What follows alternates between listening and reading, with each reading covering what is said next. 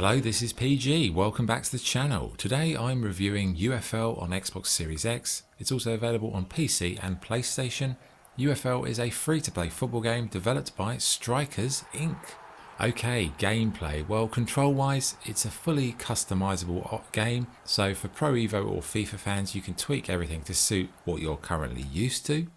In terms of the actual game experience, it's a relatively smooth one. The passing, shooting, close control did feel slick, although I would say the AI teammates don't really help you with any sort of intelligent off-the-ball runs.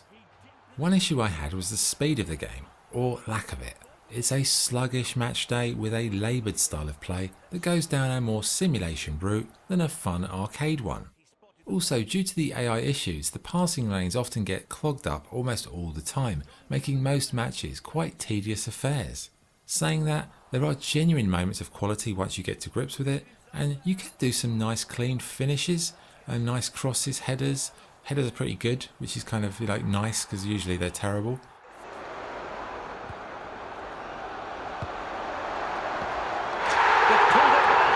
What a time to equalise!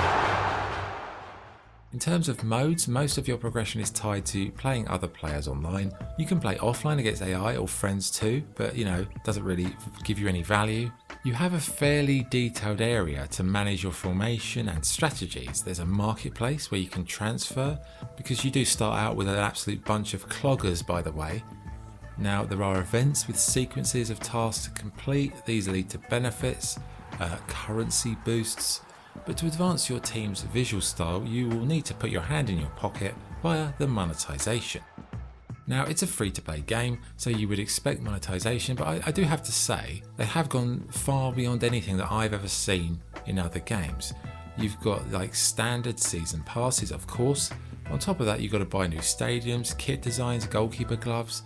Anything you can think of is monetized, which, I'd say the problem is you'll end up spending way more than the game is actually worth with this model, and I can't help but feel the game would have benefited from just being like a $40 game with everything unlocked, aside from, say, season passes. Finally, one issue that has to be highlighted is the complete lack of official teams.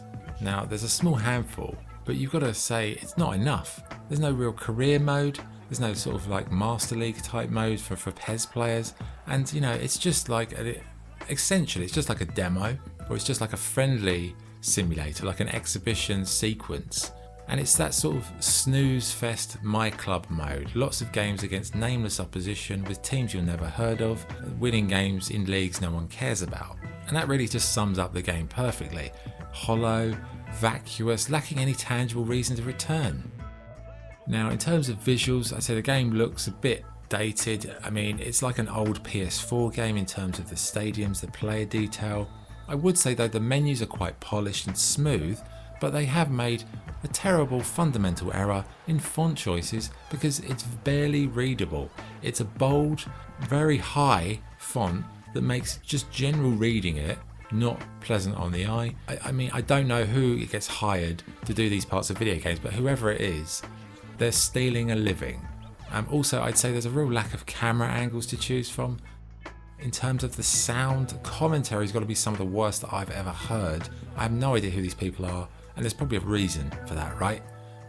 It's tedious lines of dialogue after tedious lines of dialogue, and you will turn that commentary off, let me tell you, very, very bloody quickly. Dispossessed in one move. The referee blows up for a foul. He's had enough of giving verbal warnings. That's a yellow card he's brandishing. But it was declared an experiment.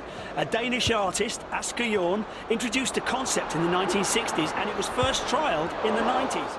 Crowd effects, they're not great either. I think the audio needs massive reworking because I just don't think it's acceptable. If we're going to try and pitch this against FIFA games, like EA games, it's not going to work, is it? Anyway, verdicts. UFL is a bog standard free-to-play football game that doesn't offer anything fresh or new. It's the standard My Club experience with endless games against unknown adversaries and a distinct lack of content available. I don't really know who this game is for. With Pro Evo being dead and buried, there's a massive void in the football game market. UFL could have filled that with lots of customization, modding options. Instead, we get this uninspired, bland copy and paste job of games that have come before. Maybe in time it will improve, maybe it will. Right now though, it's just a glorified demo. I don't think EA are going to be concerned about this, to be perfectly honest. And you know, I mean, it's better than eFootball. That's about the biggest accolade I can say. But like, eFootball's a pile of horse manure. So, would I recommend UFL? Probably not. Scoring, I'd probably say I don't know, about 6 at a push. Maybe I'm being generous. UFL 6 out of 10. That's the review. Thanks for watching. This is PG signing off. Cheers.